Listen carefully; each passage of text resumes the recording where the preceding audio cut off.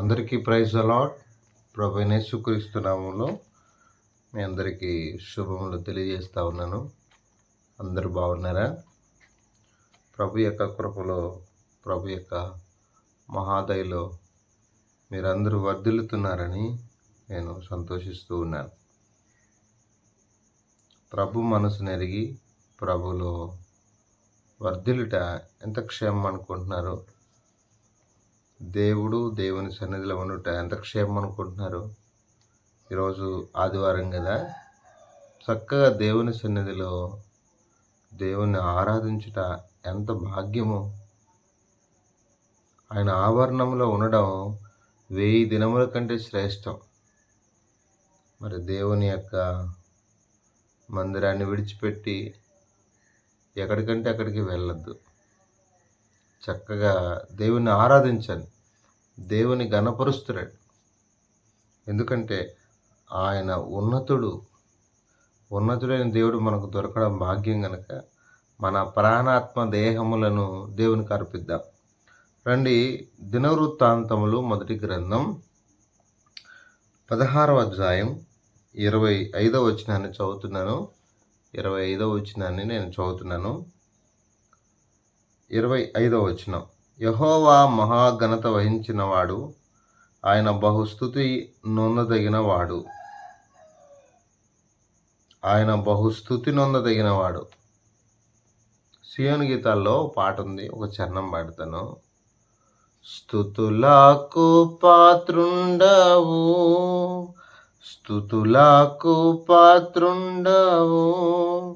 సృష్టించినావు, రక్షించినావు, భద్రపరచుచున్నావు. స్తుతులకు పాత్రుండవు. జీవాపు రొట్టెవైతివి నీవే, తృప్తిపరచిన ప్రియుడావు నీవే. జీవాపు రొట్టెవైతివి నీవే, తృప్తిపరచిన ప్రియుడావు నీవే. గొప్ప కార్యము చేయా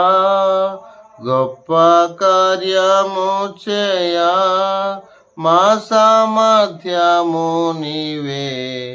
గొప్ప కార్యము చేయా మా సామర్థ్యము నీవే. స్తుతులకు పాత్రుండవు.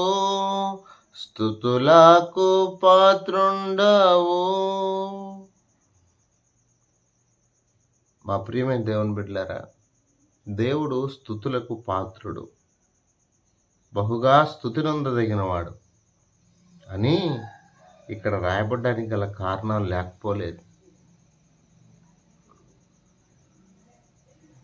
ఏ దేవుని చేత మానవుడు నిర్మించబడ్డాడో, ఈ సృష్టి అంతా కూడా ఎవరి చేత అయితే నిర్మించబడుతూ వచ్చిందో, ఆయన సన్నిధిని మోకలేళ్ళం ఎంత మంచిదనుకుంటున్నారు?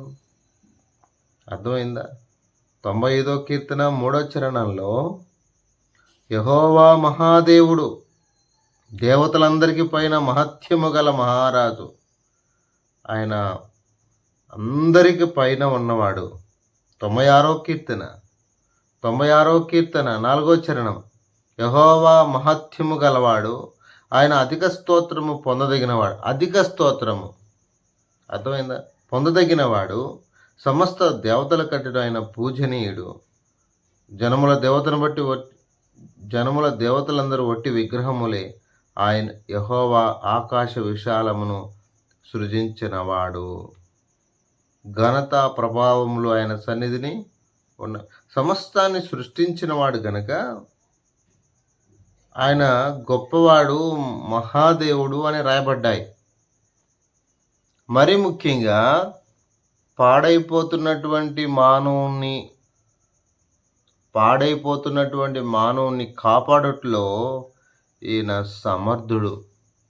ఒకటి గుర్తుపెట్టుకోండి, ఏదైనా ఒకటి పాడైపోయింది అనుకోండి, పాడైపోయిందని బాగు చేయడం అంత ఈజీ కాదు. ఒక ఇల్లు కొత్తది కట్టాలనుకున్నాం, దీన్నే మరమ్మతులు చేయాలంటే, పాడైన దాన్ని బాగు చేయాలంటే కష్టం. అర్థమవుతుందా? అంటే పాడైన దాన్ని మళ్ళా బాగు చేయడం అనేది చాలా దుర్లభమైన విషయం. అయితే దేవునికి అసాధ్యమైనది ఏమీ లేదు. ఆయన దేన్నైనా చేయగలడు. ఎందుకంటే భూలోకము ఆయన సన్నిధిని వణకాల్సిందే. ఆయన సన్నిధిని భూరాజులందరూ వణకాల్సిందే. భూలోకము కదలకుండా స్థిరంగా ఉండాల్సిందే. ఎందుకంటే సమస్తము కూడా ఆయన ఆధిపత్యములో ఉన్నాయి. ఈ సృష్టి అంతా కూడా దేవుని ఆధిపత్యములో ఉన్నాయి. దేవుని అధికారం కింద ఉన్నాయి. కనుక మనందరము కూడా దేవుణ్ణి స్తుతించాల్సిన అవసరత ఉంది. ఈరోజు మనం ప్రాణముతో చెల్లిస్తూ ఉన్నామంటే, ముందుకెళ్తా ఉన్నామంటే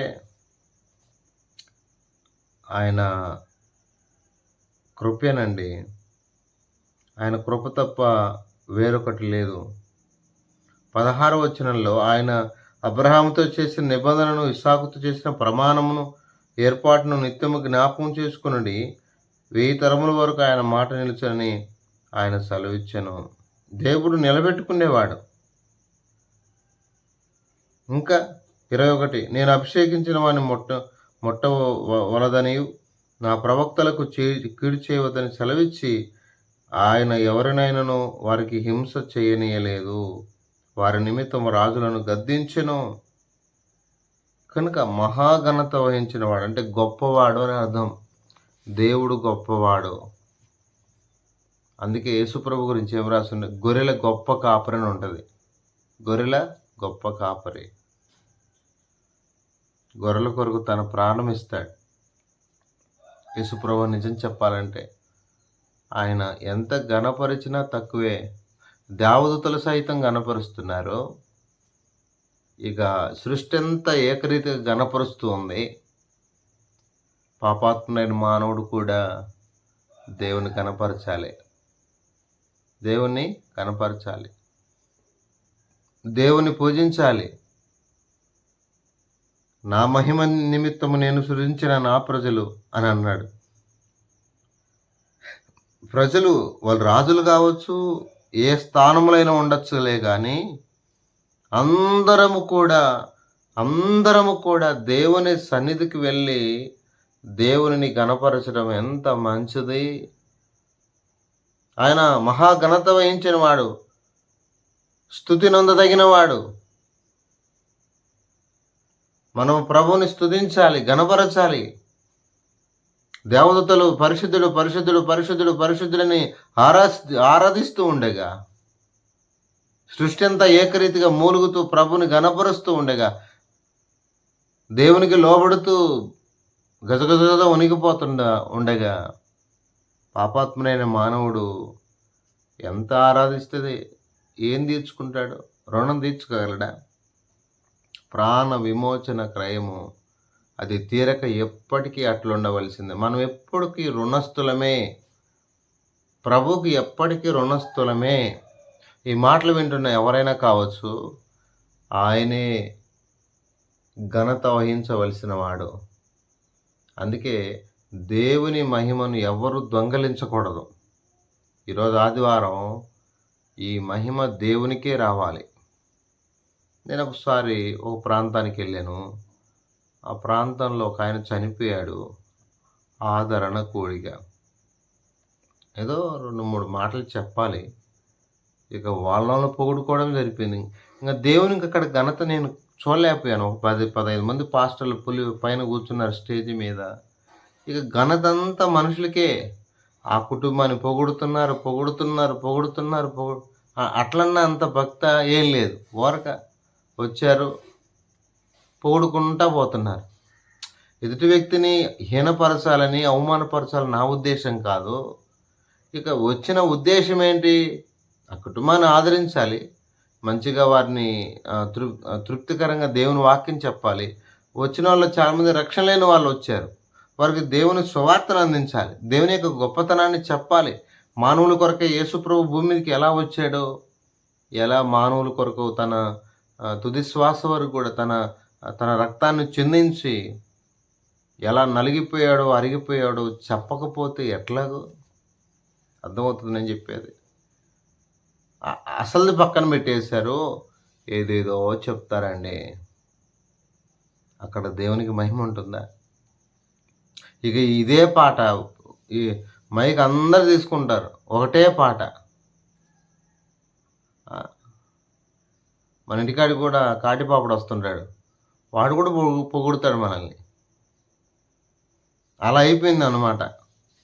అది కాదు, ప్రభువుని మనం గణపరచాలి. మనమేముంది ఆఫ్టర్ మనమేముంది చెప్పండి, మన బతికేముంది చెప్పండి. దేంట్లో గొప్ప వాళ్ళం? దేంట్లో గొప్ప? పాపం చేయట్లో గొప్ప వాళ్ళం మనం.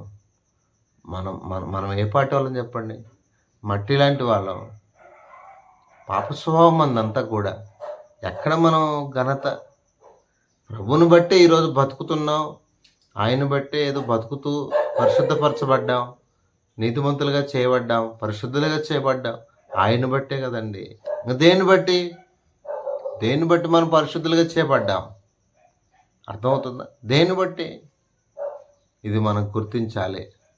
ఆయన స్తుతి నొందదగినవాడు, స్తుతులకు పాత్రుడు. కనుక నా ప్రియ దేవుని బిడ్డలారా, ఈ చరణం కూడా పాడతాను. ఎందుకంటే ఈరోజు ఆరాధన దినం. ప్రభువుని చక్కగా ఆరాధించాలి.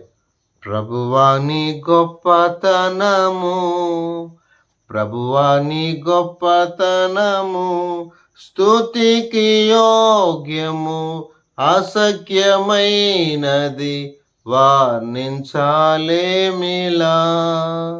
స్తుతికి యోగ్యము, అసఖ్యమైనది వర్ణించాలేమిలా. ప్రభువా నీ గొప్పతనము, ప్రభువా నీ గొప్పతనము. సృష్టి గొప్పది అద్భుతమేగా, సంకల్పమెంతో ఉత్తమము. సృష్టి గొప్పది అద్భుతమేగా, సంకల్పమెంతో ఉత్తమము.